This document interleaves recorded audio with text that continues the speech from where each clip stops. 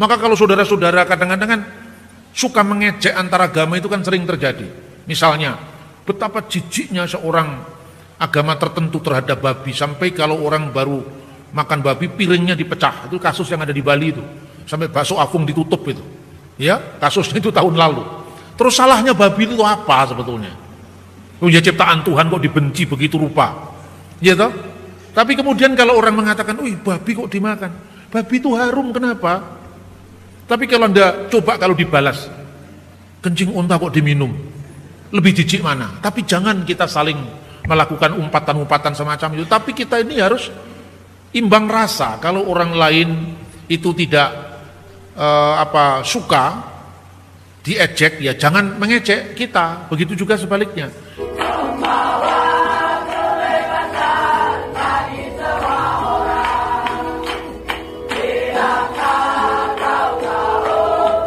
Bapa di surga, diamkanlah seluruh suara hati kami, kecuali suara Kristus. Agar Tuhan firman yang kami baca ini dapat kami mengerti dalam keterbatasan akal pikiran kami, dan secara khusus Tuhan, dalam kami melaksanakan firman-Mu pada kehidupan sehari-hari, kiranya Roh Kudus memampukan kami. Karena itu Tuhan, hari ini kami siap diberkati dengan firman Tuhan. Bersabdalah, kami siap mendengar sabda Tuhan. Di dalam nama Yesus kami berdoa. Amin. Firman Tuhan akan kita baca dari surat Paulus kepada jemaat di Efesus, pasal 3 ayat 1 sampai dengan 13. Demikian firman-Nya. Itulah sebabnya aku ini, Paulus, orang yang dipenjarakan karena Kristus Yesus, untuk kamu orang-orang yang tidak mengenal Allah. Memang kamu telah mendengar tentang tugas penyelenggaraan kasih karunia Allah yang dipercayakan kepadaku karena kamu, yaitu bagaimana rahasianya dinyatakan kepadaku dengan wahyu, seperti yang telah kutulis di atas dengan singkat. Apabila kamu membacanya, kamu dapat mengetahui daripadanya pengertianku akan rahasia Kristus, yang pada zaman angkatan-angkatan dahulu tidak diberitakan kepada anak-anak manusia, tetapi yang sekarang dinyatakan di dalam Roh kepada rasul-rasul dan nabi-nabinya yang kudus, yaitu bahwa orang-orang bukan Yahudi karena berita Injil turut menjadi ahli-ahli waris dan anggota-anggota tubuh dan peserta dalam janji yang diberikan dalam Kristus Yesus. Dari Injil itu aku telah menjadi pelayannya menurut pemberian kasih karunia Allah yang dianugerahkan kepadaku sesuai dengan pengerjaan kuasanya. Kepadaku yang paling hina di antara segala orang kudus telah dianugerahkan kasih karunia ini untuk memberitakan kepada orang-orang bukan Yahudi kekayaan Kristus yang tidak terduga itu, dan untuk menyatakan apa isinya tugas penyelenggaraan rahasia yang telah berabad-abad tersembunyi dalam Allah yang menciptakan segala sesuatu, supaya sekarang oleh jemaat diberitahukan berbagai ragam hikmat Allah kepada pemerintah-pemerintah dan penguasa-penguasa surga sesuai dengan maksud abadi yang telah dilaksanakannya dalam Kristus Yesus Tuhan kita. Di dalam Dia kita memperoleh keberanian dan jalan untuk masuk kepada Allah dengan penuh kepercayaan oleh iman kita kepadanya. Sebab itu aku minta kepadamu supaya kamu jangan tawar hati melihat kesesakanku karena kesesakanku itu adalah kemuliaanmu. Demikianlah sabda firman Tuhan. Berbahagialah semua orang yang mendengar firman Allah. Haleluya.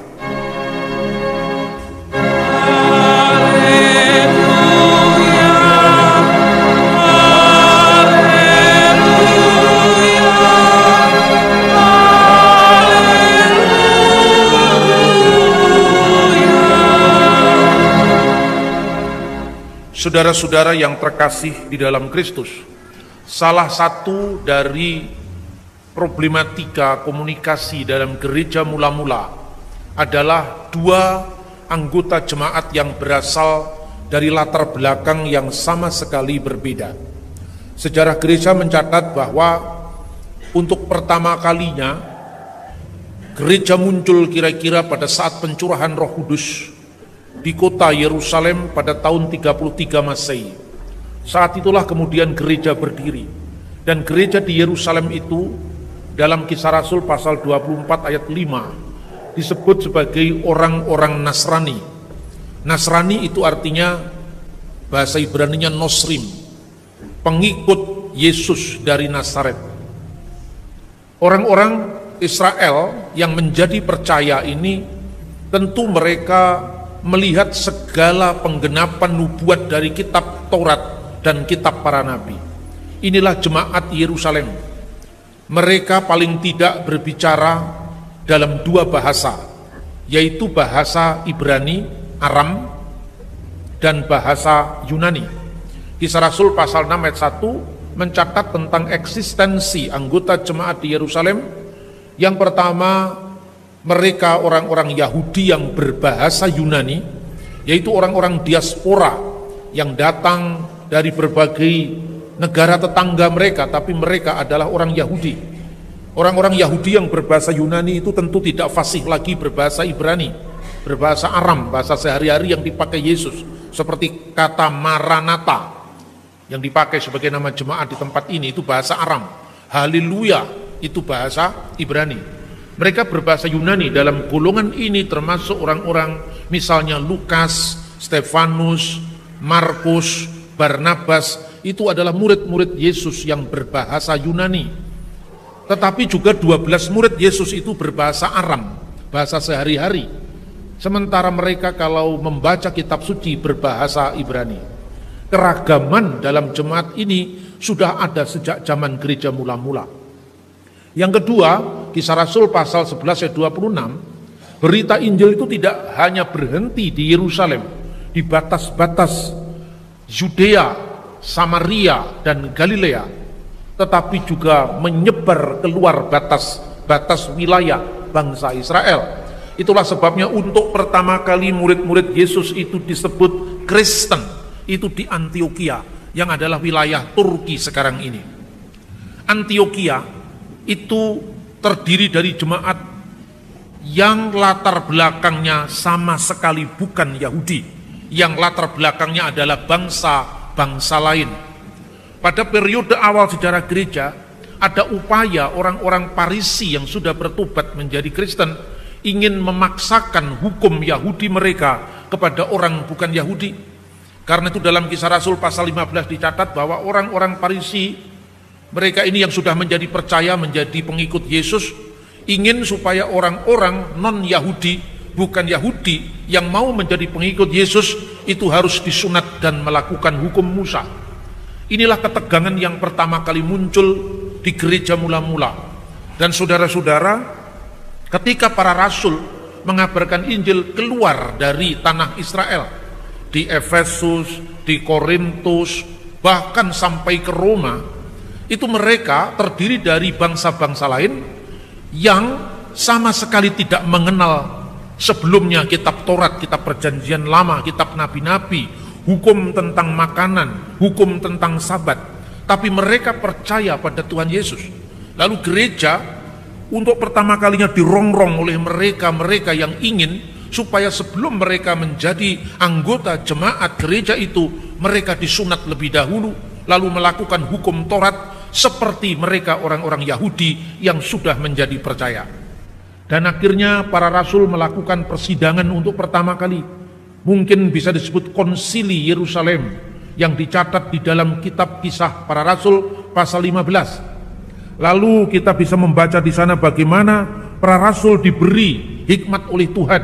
Kita bisa membaca misalnya Kisah Rasul pasal 15 ayat 16. Kemudian aku akan kembali dan membangunkan kembali pondok Daud yang telah roboh, dan reruntuhannya akan kubangun kembali dan akan kuteguhkan, supaya semua orang lain mencari Tuhan, dan segala bangsa yang tidak mengenal Allah yang kusebut milikku. Demikianlah firman Tuhan yang melakukan semuanya ini, yang telah diketahui dari sejak semula. Apa yang dikutip dalam 3 ayat di Kisah Para Rasul pasal 15 ayat 16, 17 dan 18 ini adalah kutipan dari perjanjian lama, yaitu kitab Amos pasal 9 ayat 11 dan 12. nubuat Tuhan lewat Nabi Amos bahwa pada zaman Sang Mesias datang, rumah Daud, pondok Daud akan didirikan kembali, dan itu tidak hanya mencakup bangsa Israel, tapi juga bangsa-bangsa lain. Maka dikatakan di sana bahwa mereka yang adalah mencari Tuhan segala bangsa yang tidak mengenal Allah dipersatukan dalam jemaat Kristen itu.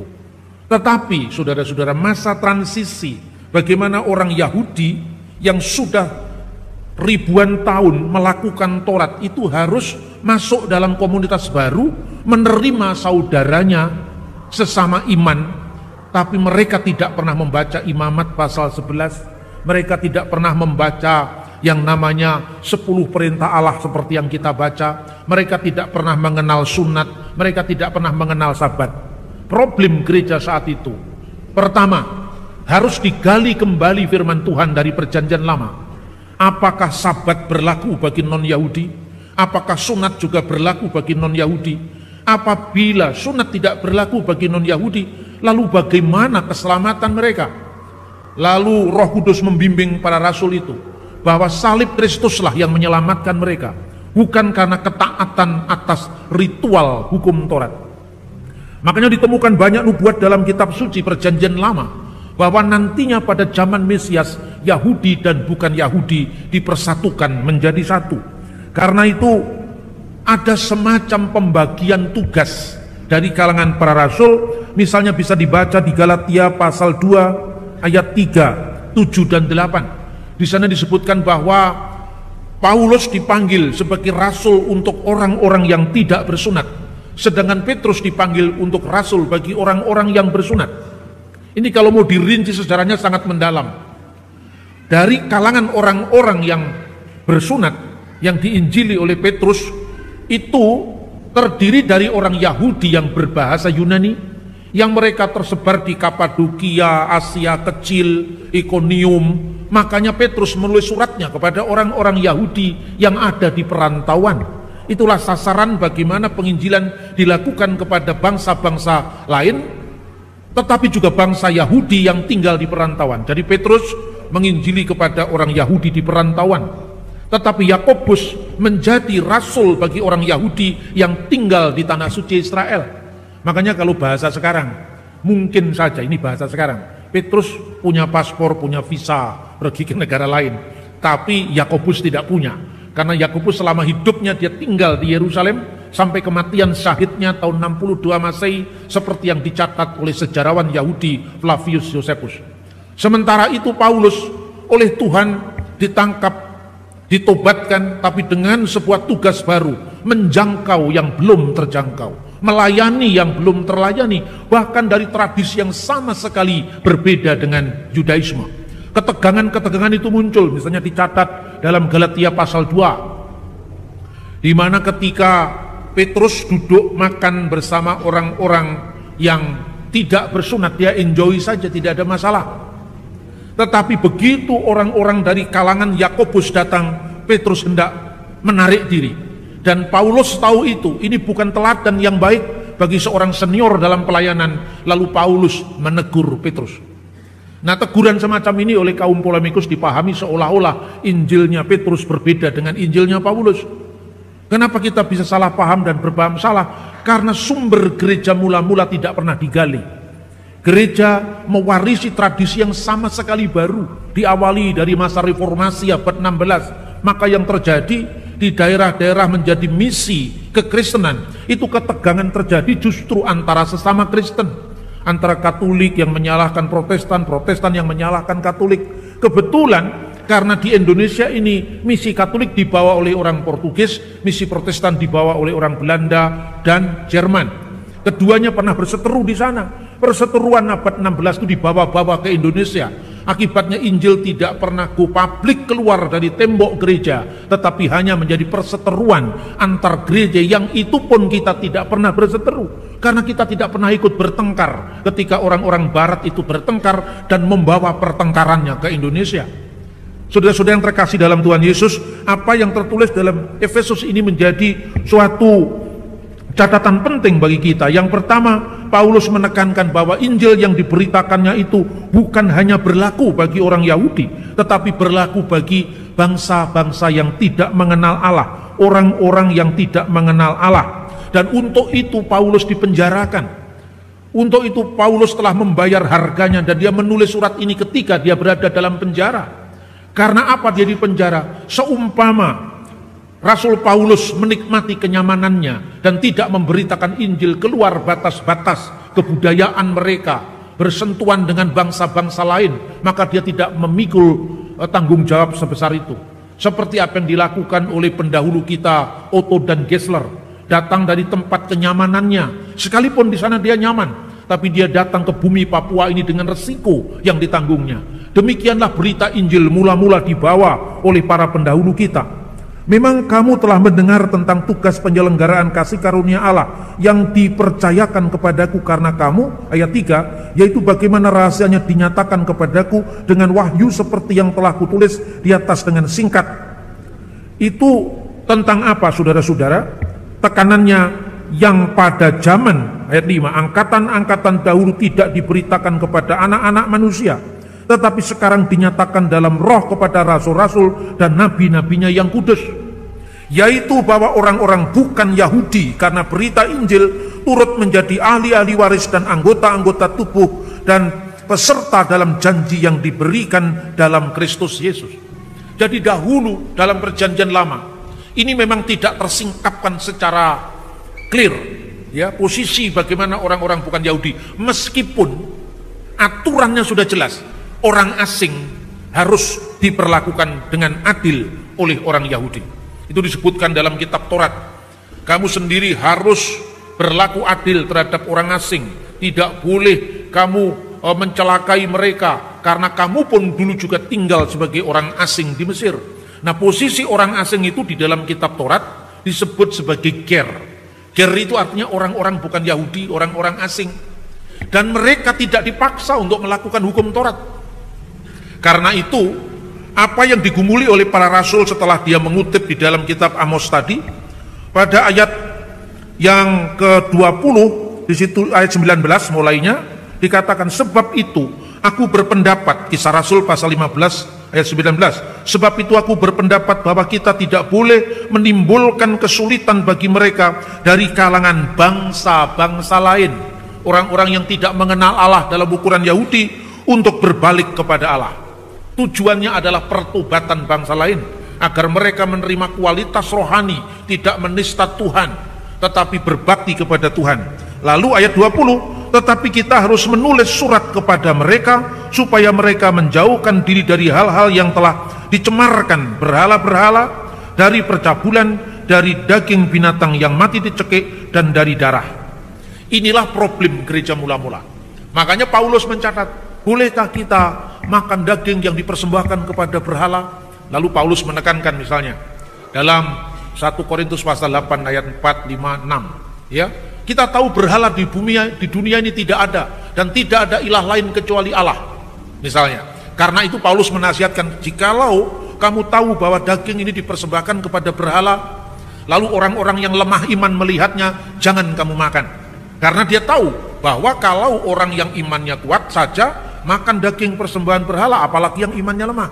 Tapi Paulus kemudian menekankan, tetapi apabila engkau beli daging di pasar, beli saja tidak apa-apa. Apa dia disembelih tidak atas nama Allah, dipersembahkan kepada berhala, atau mati dicekik. Jadi Paulus memberikan kemudahan. Daging di pasar itu tidak disembelih atas nama Allah Israel, tidak apa-apa. Itu kan tanggung jawab orang, tapi daging ya adalah tetap daging, tetap sah untuk dimakan. Paulus memberikan stressing, tekanan kuat ini untuk menghadapi orang Yahudi yang zaman dulu mengatakan bahwa daging yang dipersembahkan kepada berhala itu hukumnya sama dengan bangkai. Dan bangkai itu boleh dimakan, boleh dijual kepada orang asing, bukan bangkai beneran. Karena tidak sesuai dengan hukum Yahudi, maka boleh dijual di pasar. Bolehkah untuk persembahan di bait Allah? Boleh, setelah dipotong sekian persen. Jadi artinya materi dari daging binatang itu tidak ada yang salah, semua ciptaan Tuhan. Hanya motivasi oranglah yang membuat daging ini dicap salah atau tidak dicap salah. Dan Tuhan menghendaki kemudahan, bukan menghendaki kesulitan. Maka sebetulnya apa yang dikatakan pada ayat 19, 20 dan 21 dalam Kisah Rasul pasal 15 ini adalah hukum yang berlaku sebelum zamannya Musa. Maka kemudian digali, hukum apa yang berlaku sebelum zaman Musa? Itulah yang oleh orang Yahudi di masa sekarang ini disebut sebagai Sefa Misvot Binin Noah, yaitu 7 hukum bagi keturunan Nuh, bagi anak-anak Nuh. Apakah simbolnya perjanjian Nuh dengan Tuhan? Utaruh busurku di atas awan sebagai perjanjian antara Tuhan dan umat manusia saat itu. Apa artinya busur? Pelangi itu sesuatu yang sifatnya universal. Pelangi itu puspawarna dengan segala macam budaya dan etnis bangsa-bangsa. Itulah yang disebut hukum Nuh. Dan hukum Nuh itu terdiri dari 7, itu semua juga diambil dari Alkitab. Pertama, jangan menyembah berhala. Menyembah berhala ini sebetulnya konteksnya adalah kamu jangan makan daging yang dipersembahkan kepada berhala. Itu kan penyembahan kan? Tapi kalau beli di pasar tidak apa-apa sekalipun tidak disembelih atas nama Allah Israel. Kemudian jangan membuat orang bangsa-bangsa lain, berarti bukan Yahudi kan, berbalik kepada Allah. Itulah yang dalam hukum Yahudi yang pertama dinamakan Avodah Zarah, larangan penyembahan berhala. Yang kedua, Kililat Hasem, jangan menghalangi orang-orang asing, orang-orang bukan Yahudi berbalik kepada Allah, artinya pertobatan. Jangan karena kerumitan ritual kita mencegah bangsa-bangsa lain untuk mengenal kebenaran. Kedua, jadi pertama penyembahan berhala, Avodah Zarah. Kedua, Kililat Hasem. Yang ketiga, Sefikut Damim, pertumpahan darah, pembunuhan. Di sini dikatakan darah. Lalu gesel, tindakan kekerasan, ya. Kemudian di dalam teks Alkitab itu dikatakan binatang yang mau dicekik dari darah dan dari percabulan. Percabulan itu yang disebut dengan Gilui Arayot. Jadi pertama, larangan penyembahan berhala, Avodah Zarah. Kedua, Kililat Hasem, yaitu menista Tuhan, menghalangi orang justru datang kepada Tuhan, berbalik kepada Allah. Yang ketiga adalah Gilui Arayot, percabulan. Yang keempat itu adalah darah, pertumpahan darah, pembunuhan, ya. Kemudian jangan makan daging yang mati dicekik. Itu artinya tadi binatang yang dikorbankan tidak atas nama Tuhan. Dan oleh Paulus dikatakan kalau dijual di pasar beli saja tidak apa-apa, tapi kalau sedang dipersembahkan dalam rumah ibadah bangsa lain yang bertentangan dengan Alkitab dan orang tahu kalau itu untuk berhala, jangan kamu makan supaya tidak jadi batu sandungan. Dan untuk menekankan hukum yang sebelumnya tadi, maka ayat 21 dikatakan, ya, bahwa sejak dulu yang namanya pengadilan itu dibangun di mana-mana, ya. Dikatakan sejak zaman dahulu hukum Musa diberitakan di tiap-tiap kota, dibacakan tiap-tiap hari Sabat di rumah-rumah ibadat. Artinya apa? Penyelenggaraan mahkamah yang adil. Jadi dari konteks inilah Paulus menekankan bahwa bangsa-bangsa lain dengan hukumnya sendiri itu juga mendapatkan tempat dalam pelayanan. Ini yang akhirnya dalam sejarah gereja mula-mula menjadi problem yang mula-mula nyaris memecah belah gereja, memecah antara jemaat Yerusalem dan jemaat Antioquia. Tapi setelah para rasul duduk bersama dalam konsili atau sidang sinode itu, pertama-tama Petrus yang paling senior berbicara, lalu dia menyilakan Barnabas dengan Paulus untuk menyaksikan bahwa Allah ternyata tidak pernah pandang bulu, Allah ternyata tetap bekerja di bangsa-bangsa lain. Lalu Yakobuslah yang mengatakan, karena itu kita jangan menghalangi bangsa-bangsa bukan Yahudi yang hendak berbalik kepada Allah, dan supaya mereka menjauhkan diri dari binatang-binatang yang dipersembahkan kepada berhala, dari percabulan, dari binatang yang mati dicekik, dari binatang yang mati dicekik, dan dari darah. Itulah hukum yang berlaku sebelum zaman Musa. Pertanyaannya, setelah zaman Musa, saudara-saudara, diberikan hukum khusus bagi orang Yahudi. Apa itu hukum khusus? Hukum khusus itu Imamat pasal 11. Maka di sana tidak boleh makan unta, kelinci, pelanduk, marmut, babi, dan seterusnya. Jadi ini kenapa sering saya khotbahkan berulang-ulang, saudara-saudara. Karena ini cukup mengancam keberagaman kita di Indonesia. Banyak orang yang mengatakan bahwa Indonesia harus menjadi kota wisata halal. Ini halal bagi siapa dulu? Mau dipaksakan dulu di Bali, hanya untuk menarik wisatawan dari Timur Tengah. Ini tidak betul, karena bagi orang Hindu babi itu justru boleh dimakan, tidak ada masalah. Sapi yang tidak boleh dimakan. Islam kebalikannya, babi diharamkan, sapi boleh dimakan. Lah halal haram itu kan lokalitas agama masing-masing. Kita bisa belajar dari sejarah gereja mula-mula ini. Bagi orang Yahudi tidak berlaku bagi yang lain. Maka dikatakan orang-orang non-Yahudi boleh menyelenggarakan dinin, mahkamah yang adil. Seperti yang dulu dibacakan di sinagog-sinagog tentang posisi bangsa-bangsa lain. Dan orang-orang bangsa lain yang tinggal di wilayah Israel yang melakukan hukum minimum yang disebut hukum Nuh ini, mereka dikatakan ger tosaf atau hasede umat ha'ulam, orang-orang asing yang saleh. Dan itu semua berjalan dengan baik.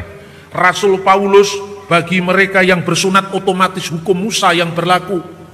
Orang-orang Yahudi Kristen itu disunat, misalnya orang Yahudi Kristen itu mematuhi hukum Musa pada awal sejarahnya. Tetapi di Antioquia makan babi boleh, karena itu tidak pernah berlaku bagi bangsa, tidak pernah diberlakukan bagi bangsa Yahudi, tetapi tidak berlaku bagi bangsa non-Yahudi. Nah, orang Yahudi sendiri membagi hukum itu ada 3. Yang pertama, hukum universal. Hukum universal itu jangan mencuri, jangan membunuh, jangan berzina, jangan mengingini istri sesamamu. Itu hukum universal, namanya mispatim. Dan teks itu ada dalam Ulangan pasal 6 ayat 4. Nanti kalau anak-anakmu bertanya, apa pertanyaannya? Maha edot, apakah peringatan-peringatan? Misalnya Sabat itu peringatan. Sunat itu peringatan, tanda perjanjian dengan Abraham. Itu tidak berlaku bagi bangsa lain. Jangan kamu makan binatang di sendi pangkal paha, itu hanya berlaku bagi Israel, tidak berlaku bagi bangsa lain, karena memperingati peristiwa Yakub, kakek moyang orang Israel. Kalau kakek moyang orang Papua tidak pernah dipukul kakinya, apa relevansinya melakukan hukum itu? Ini hukum kontekstual. Lalu yang kedua, hukum yang bersifat khusus, yaitu tidak boleh makan babi, tidak boleh makan kelinci. Bukan hanya babi yang tidak boleh dimakan, kelinci nggak boleh, onta tidak boleh dimakan, apalagi kencingnya diminum. Maka kalau saudara-saudara kadang-kadang suka mengejek antara agama, itu kan sering terjadi. Misalnya, betapa jijiknya seorang agama tertentu terhadap babi, sampai kalau orang baru makan babi piringnya dipecah. Itu kasus yang ada di Bali itu, sampai bakso afung ditutup itu. Ya, kasusnya itu tahun lalu. Terus salahnya babi itu apa sebetulnya? Oh ya, ciptaan Tuhan kok dibenci begitu rupa. Ya toh? Tapi kemudian kalau orang mengatakan, "Wih, babi kok dimakan?" Babi itu harum, kenapa? Tapi kalau Anda coba kalau dibalas, kencing unta kok diminum, lebih jijik mana? Tapi jangan kita saling melakukan umpatan-umpatan semacam itu. Tapi kita ini harus imbang rasa. Kalau orang lain itu tidak suka diejek, ya jangan mengejek kita. Begitu juga sebaliknya. Inilah yang mau dibangun dalam gereja mula-mula. Jadi apa yang dikatakan oleh Rasul Paulus dalam Efesus itu sekedar sebagai sebuah frame, tetapi kasusnya itu masing-masing tidak semudah apa yang dikatakan di sini. Yang disebut bangsa asing itu rinciannya apa? Tadi disebutkan dalam kitab Taurat. Dan gereja mula-mula akhirnya selesai dengan problem ini ketika kemudian dikirimkan surat kepada jemaat di Antioquia, dibacakan surat itu, dan bagi orang bukan Yahudi hanya berlaku hukum minimum ini. Artinya apa?